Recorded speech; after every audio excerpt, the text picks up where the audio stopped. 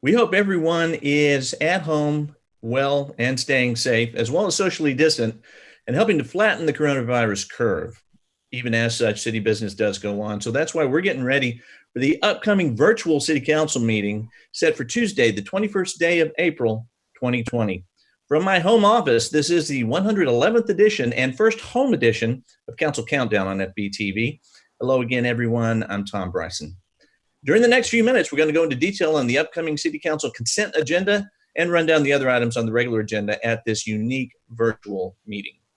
At a time when we're social distancing and have closed city facilities to prevent the spread of coronavirus, Texas Governor Greg Abbott has issued temporary waivers to some sections of the Open Meetings Act. The result is this virtual meeting where the mayor and council members will be meeting by video teleconference. Joining us now from her own home office is City Secretary Amy Buchanan. Amy, are you there? Hi, Tom. I'm here.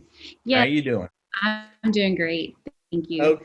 Governor, we wanted to have you on just to talk for a second about the governor's waivers on the Open Meetings Act and what that means for this meeting, what this meeting is going to look like, and how it's going to be different. Okay. With that said, yes, Governor Greg Abbott has granted a temporary suspension of the Open Meetings Act. And what that does is it allows for teleconferencing and video conferencing of our council meeting. So this is in an effort to mitigate the spread of the COVID-19. And what that means is on April 21st, the City Council is going to meet via Zoom video conference. And there's a link on the agenda that allows the public to join in. You can either teleconference in, join the link, watch the video. Public comments will be taken via email right now. And we have a set up fbinfo@farmersbranchtx.gov. In the subject line, they need to add citizen comment and then include their name and address for the record. Right. And those items. I'm sorry, I was going to say, if anyone wants to listen to the council meeting, if they don't have a computer for whatever reason, there's a phone number they can use to call in, and then they will be in the system to listen to the meeting proceedings, right? That is correct. And that number is listed on the top of the agenda. Mm-hmm. Okay, very good. Ames, thanks very much for being with us. Now, going back to the agenda, first up. Thank you. First up, members of the council will consider items placed on the consent portion of the agenda. There are 12 items on the April 21st consent agenda. Agenda item F1 is to consider approving the city council meeting minutes for March 17th and 19th. Item F2 is to consider excusing the absence of Mayor Pro Tem John Norwood from the March 17th city council meeting. Agenda item F3 is to consider approving resolution number 2020-029, authorizing the city's participation in the Office of the Governor, Public Safety, Office Criminal Justice Division, Coronavirus Emergency Supplemental Funding Program for fiscal year 2020. The City of Farmers Branch is actively responding to the COVID-19 pandemic and is operating under city, county, and state disaster declarations for this public health emergency. The city has incurred non-budgeted expenses tied to this event and is anticipated to incur even more costs tied to the response and future recovery operations. The Office of the Governor, Public Safety, Office Criminal Justice Division, Coronavirus Supplemental Funding Program provides funds to prepare, prevent, and respond to the coronavirus. The minimum grant request is $10,000. There are no city matching funds required. The grant requires a formal resolution by the City Council to allow the city to participate in the grant program. This is a first-come, first-served grant, so having a detailed and complete grant application will put the city in the best position to receive funding. If not awarded state funds, the city is still participating in the FEMA Public Assistance Program for Category B costs. That program is a 75% federal, 25% city cost share grant. City administration recommends adopting resolution number 2020-029. Agenda item F4 is to consider approving resolution number 2020-043, authorizing submission of an application to Dallas County for fiscal year 2020 Dallas County Community Development Block Grant Program for the B Street and Springdale Lane Sewer Replacement Project. Community Development Block Grant eligible projects are those that improve or maintain existing low to moderate income neighborhoods promote low-income home ownership, or eliminate community-threatening conditions. Examples of projects include water and sewer replacements, road projects, park rehabilitation, and sidewalk projects. 3 areas of the city that meet qualifications for the required low to moderate income standard for CDBG funds. One area is generally bounded by Spring Valley Lane, Josie Lane, Dennis Lane, Valley View Lane, and the Interstate 35E northbound service road. The second area is generally bounded by Fike Road, Dennis Lane, Valwood Parkway, and Ivanwood, Janwood, and Josie Lanes. The third area is generally bounded by Marsh Lane, Valley View Lane, and LBJ Freeway. On April 14th, 2015, the Dallas County Commissioners Court, that is, approved changes to this grant program.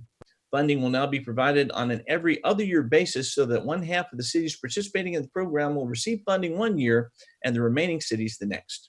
In their particular funding year, cities will receive approximately twice the annual amount of funding that they received under the old program.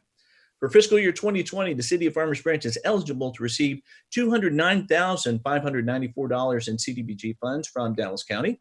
This amount, along with the unspent balance of approximately $17,000 from the fiscal year 2018 CDBG project, brings a total available funds for fiscal year 2020 CDBG projects to $227,249.91.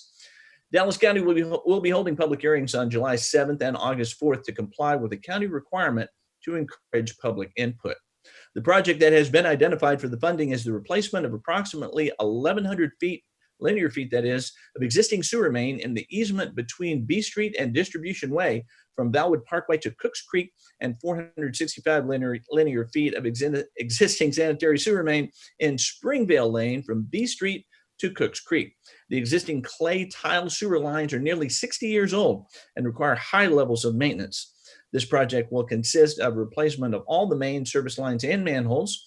Preparation of the plans and specifications will begin later this year, with the project being bid and constructed in the second quarter of 2021. The 2020 Community Development Block Grant application deadline is May 15th. City Administration recommends adopting Resolution number 2020-043. Agenda item F5 is to consider approving Resolution number 2020-044, authorizing the execution of a residential demolition rebuild program incentive agreement for the owner of the property at 2604 Lita May Lane. As you know, in an effort to improve the quality of housing opportunities in Farmers Branch, the City Council enacted a residential demolition rebuild program pursuant to Chapter 380 of the Texas Local Government Code to encourage the residential redevelopment of existing single-family detached residential properties with the construction of new higher-value single-family detached residential structures. Now, Stephen Schad, applicant and builder, is applying for the demolition rebuild incentive program for an existing residence located at 2604 Lita May Lane, which has an improved valuation, excluding the land value of $23,810. The incentive for this range of $65,000 or less includes a 3-year rebate of municipal taxes based on the difference between the original home appraised value, excluding the land value, as determined by the Dallas County Appraisal District, and a $30,000 grant. Mr. Schad is a builder for this residence, which will be his personal home. City Administration recommends approval of Resolution number 2020-044. Agenda item F6 is to consider approving Resolution number 2020-045, designating J.P. Morgan Chase Bank N.A. as the city's depository bank and authorizing the city manager to enter into a depository contract. The city's current banking contract with J.P. Morgan Chase will expire on April 30th. A request for proposals was sent to 4 banks. A proposal was received from one institution and was evaluated based on capability, community support, financial stability, and cost of services. City Administration recommends approval of Resolution number 2020-045. Moving on, agenda item F7 is to consider approving Resolution number 2020-046, authorizing the city manager to enter into a communications facilities license agreement between the City of Farmers Branch and Verizon Wireless. CA Bass LLC, representing Verizon Wireless, has negotiated a license agreement with the city to continue use of the licensee's existing cellular antenna system located on the city-owned water tower at 14337 Gillis Road. The existing license agreement was entered into on March 2007 with Verizon Wireless. The current lease with Verizon expires in April of 2022. However, Verizon approached the city and requested that a new lease, that if approved, would replace the current one. The new license agreement would allow the licensee to continue operations for an additional 15 years. The current cellular license agreement is for $3,636 per month or $43,632 per year. The negotiated cellular license agreement is for an initial term of 5 years for $4,000 per month or $48,000 per year, with 2 optional additional 5-year renewal periods with 20% increase upon each 5-year renewal of the agreement. No increase of the existing antennas or expansion of the equipment shelter at the base of the tower is proposed. If the licensee continues to operate its facilities on the city property after the expiration of the final term without written agreement, such tenancy shall be deemed a month-to-month tenancy under the same terms and conditions of the license agreement, but will not constitute a renewal of their agreement. City administration recommends approval of resolution number 2020-046. Agenda item F8 is to consider approving resolution number 2020-047, authorizing the city manager to enter into a communications facilities license agreement between the City of Farmers Branch and T-Mobile West, LLC. Catalyst Network Services, LLC, representing T-Mobile West, has negotiated a license agreement with the city to continue use of the licensee's existing cellular antenna system located on the city-owned water tower at 13333 Davis Lane. The existing license agreement was entered into in August of 2005 and expires at the end of August of this year. The new license agreement will allow the licensee to continue operations for an additional 15 years. The current cellular license agreement is for $3,600 per month or $43,200 per year. The negotiated agreement is for an initial term of 5 years at $4,000 per month or $48,000 per year, with 2 optional additional 5-year renewal periods with an 18% increase upon each 5-year renewal of the agreement. No increase of the existing antennas or expansion of the equipment shelter is proposed. If the licensee continues to operate its facilities on city property after the expiration of the final term without written agreement, such tenancy shall be deemed month to month under the same terms and conditions of the license agreement, but will not constitute a renewal of the agreement. Sounds familiar. City administration recommends approval of resolution number 2020-047. Agenda item F9 is to consider approving resolution number 2020-048, authorizing the city manager to execute an addendum to the Consolidated Public Safety Communications and Dispatch Operations Agreement with the Town of Addison, City of Carrollton, City of Coppell, and the North Texas Emergency Communications Center, Incorporated, transferring ownership and operations of the joint P25 Public Safety Communication System to Intech. In 2013, the cities of Carrollton, Addison, Coppell, and Farmers Branch entered into a MetroCrest Quad Cities Radio System interlocal agreement. This agreement required all cities to jointly approve and share in costs associated with the digital trunked radio system. In 2014, the 4 cities entered into a MetroCrest Quad Cities Local Government Corporation, which established the North Texas Emergency Communication Center, or INTEC. The purpose of INTEC was to assist on behalf of the cities with the operation of a public safety and communications center. They entered into a consolidated public safety communications and dispatch operations agreement, which allowed all 4 cities to share costs related to operations. INTEC is the primary user and manages the system and its shared components.